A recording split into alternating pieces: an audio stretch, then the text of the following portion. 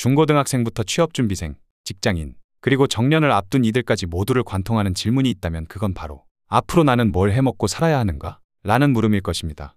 그리고 뭐 해먹고 살지라는 이 오래되고 어려운 질문 속에서 2017년 미래 사회의 계급을 새롭게 예측한 학자가 있었습니다. 미래사회보고서라는 제목으로 출간됐던 그 책은 신선하지만 두려운 충격 그 자체였습니다. 보고서에는 2090년 우리 사회계급이 4개로 나뉠 것이라는 전망이 담겨 있습니다.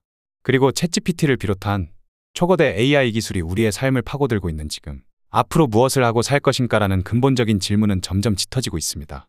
무려 7년 전 화제가 되었던 이 보고서의 내용이 얼마 전 다시 SNS에서 화제가 되었던 것도 우연은 아닌 것 같습니다. 이 학자는 2090년 정도가 되면 미래사회가 플랫폼을 토대로 플랫폼 소유주가 제일 위에 나오고 플랫폼 스타, 인공지능, 프레카리아트라는 일반 사람들까지 해서 4가지의 계급으로 미래사회를 묘사했습니다. 이 계급에 대하여 자세히 살펴보면 가장 아래층에는 프레카리아트 계급이 있습니다. 이는 영국의 경제학자 가이 스탠딩이 처음으로 주창한 새로운 사회계급으로 인간의 노동이 대부분 AI로 대체된 미래사회에서 임시계약직, 프리랜서 형태의 단순 노동에 종사하면서 저임금으로 근근히 살아가는 계층을 말합니다. 여기에서 플랫폼 소유주에 대해서 설명을 드리려면 플랫폼이 무엇인지를 말씀드려야 하는데 그것은 일종의 진화 중인 정보 시스템이라고 정의를 할 수 있겠습니다. 그 정보 시스템을 소유한 사람들, 그러니까 투자자 혹은 개발자 같은 사람들입니다. 이들이 1계급이 됩니다. 제2계급은 인기 정치인, 연예인과 같은 플랫폼 스타들이 2계급이 됩니다. 즉 그 플랫폼 속에서 활동하면서 수많은 팔로워를 거느리고 있는 영향력 있는 사람들입니다. 그 다음이 사회 전반의 일자리를 대체하게 될 AI, 인공지능이고요. 그리고 나머지 99.99%의 단순 노동자, 프레카리아트 계급입니다.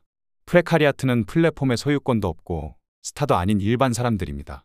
미래 사회 계급에서 전문직이냐 아니냐 이런 것은 전혀 관계가 없습니다. 플랫폼을 소유했느냐 또는 거기에서 자기가 스타 플레이어로 뛰느냐에 따라서 구분이 되는 것입니다. 사실상 대부분의 사람들이 프레카리아트라고 보시면 됩니다. 또한 범용 인공지능, 그러니까 사람이 하는 거의 모든 일을 다 할 수 있는 정도의 지능이 나와서 노동시장에서 아주 극렬한 분쟁을 일으키는 시기가 도래하게 되는데 이 학자는 그 시기를 2045년 정도로 예측을 했습니다. 그렇게 될 때까지 밑에 층에서부터 갈등이 일어나서 뒤집히게 될 것이고 그러다가 2045년이 되면 이제 더 이상 현재의 자본주의 경제 시스템이 버틸 수 없을 만큼 굉장히 기괴한 경제가 될 것이라고 전망했습니다. 자본주의라는 것은 보통 사람들이 노동을 해서 얻은 수익을 가지고 물건이나 서비스를 사고 그걸 통해서 더 나은 투자를 하고 새로운 것을 만들어내는 그런 시스템입니다. 그런데 대부분의 사람들이 할 일이 없게 되고 그 사람들이 정부에서 주는 보조금으로 살게 된다면 그러면 우리가 지금까지 만들어오고 의존해왔던 자본주의 시스템이 붕괴하게 될 것입니다. 왜냐하면 세계적인 스태그플레이션이 앞으로도 계속 이어질 것으로 예상되고 그것이 약 2045년 정도 되면 매우 위험한 상태에 도달할 것이라고 보고 있습니다. 다시 말하면 그때쯤 되면 대다수의 사람들이 할 일이 없고 정부에서 주는 보조금으로 근근히 살아가는 사회가 된다는 것입니다. 이것을 기괴한 경제라고 지칭합니다. 신자유주의로 인한 양극화는 예를 들면 9대 1 정도였다면 공학기술로 인한 양극화는 99.99대 0.01이 됩니다. 그만큼 양극화가 더 파괴적이라는 것입니다. 그리고 인류 전체적인 부는 계속 늘어날 것입니다.